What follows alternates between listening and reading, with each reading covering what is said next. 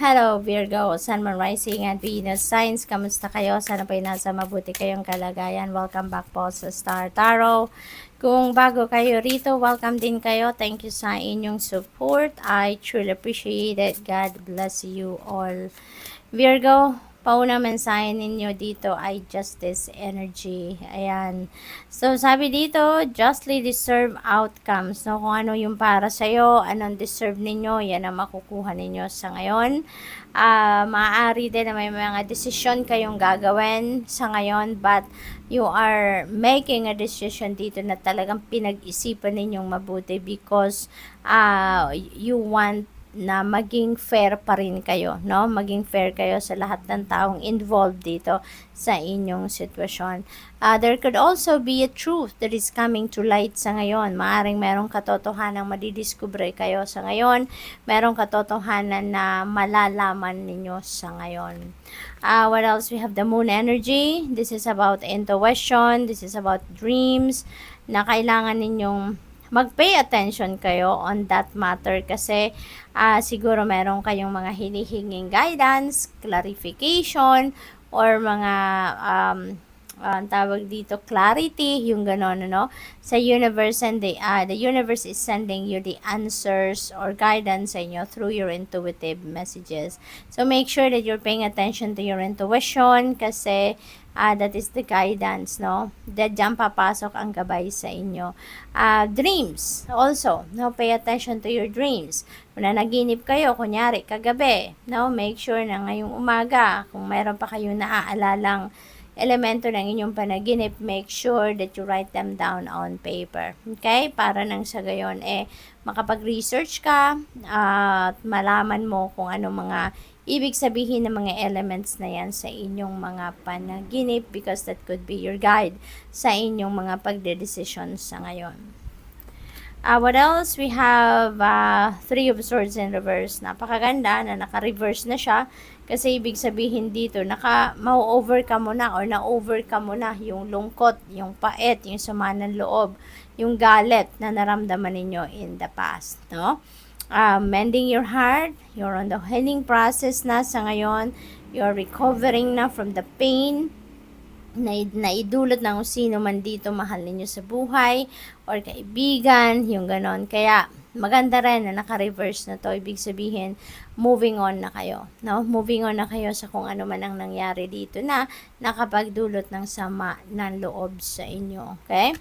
What else? We have Knight of Wands. Ayan. So, movement. There's a lot of movement na maaaring mangyari dito sa buhay ninyo. Physical movement, relocation, maaaring may mga ganong ganap ang iba sa inyo dito. Travel also is possible for some of you, Virgo. Maybe you're going somewhere or maaaring may mga plano kayo to travel pa lang. Maybe planning stage pa lang kayo ngayon. Not necessarily na kayo ibabiyahe na. Maaaring sa ngayon ay nandoon pa lang kayo sa pagdidiskarte, pagpaplano. Okay?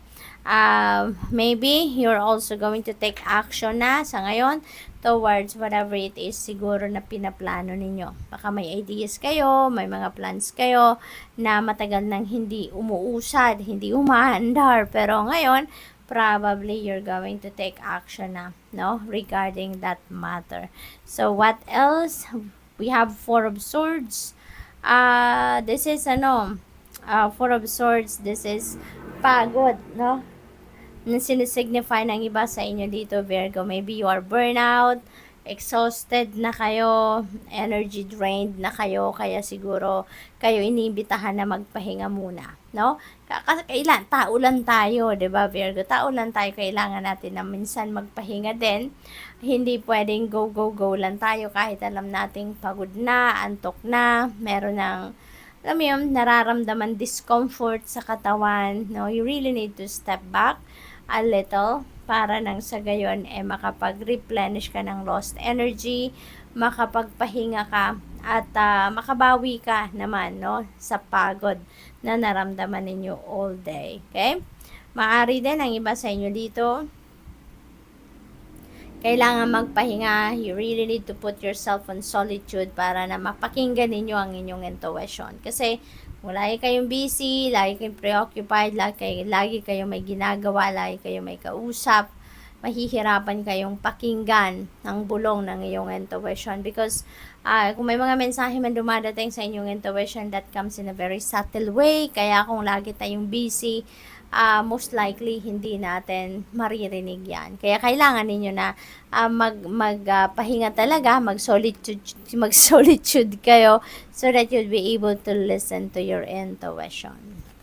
We have Queen of Swords. Ayan, be truthful, be clear with what you want to say, no? To express dito, lalo-lalo na kung meron kayong mga kausap, you're having a conversation, you're having a transactions, mga importanteng ganyan, kailangan na maging maging honest kayo, maging truthful kayo sa sasabihin ninyo.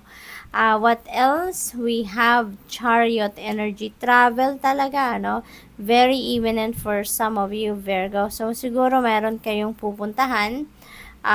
It could be malayo, it could be malapit, depende sa inyong sitwasyon, but definitely there is travel by land, magdadrive siguro kayo. This could be a road trip, ganon. So, tawag dito, mag-iingat po kayo. Alright? There is a change coming your way talaga. Maaring dahil yan sa mga pagdedesisyon ninyo, mga pagbabagong magaganap sa buhay ninyo. There could be success, then dito na makakamit kayo at this time, Maaring yung tagumpay na yan, talaga namang, sweet victory para sa inyo, kaya kailangan din ninyo na i-celebrate yan, kung ano man ang tagumpay na yan. At maganda rin dito sa Chariot energy kasi moving on energy to. So, since we also have Three of Swords in reverse, definitely Virgo, ang karamihan sa inyo na merong ganitong pinagdaanan sitwasyon ay moving on na talaga kayo. We have angel number 1001. Ayan. So, new beginnings. Talaga, hindi lang isa, kundi marami ito kasi beginning. So, marami magsisimulang bagong sitwasyon sa buhay ninyo at this time. Maaring ang iba sa inyo is also focused on personal development, Maaring may mga trainings, workshops, seminars kayong a-attendan. There could be personal transformation din dito na gagawin ng iba sa inyo, which is really beautiful. And sabi din dito, you are heading in the right direction. So, tama talaga, Papunta kayo sa kung saan kayo dapat because maybe Virgo, you are definitely talaga nakikinig sa inyong intuition, kaya you are heading in the right direction. So, a new phase in a religious or spiritual quest. You're going through a spiritual awakening which can feel like the dark night of the soul. You're on the right path to enlightenment and this too shall pass. Good luck. Thank you for watching. Love and light. Namaste.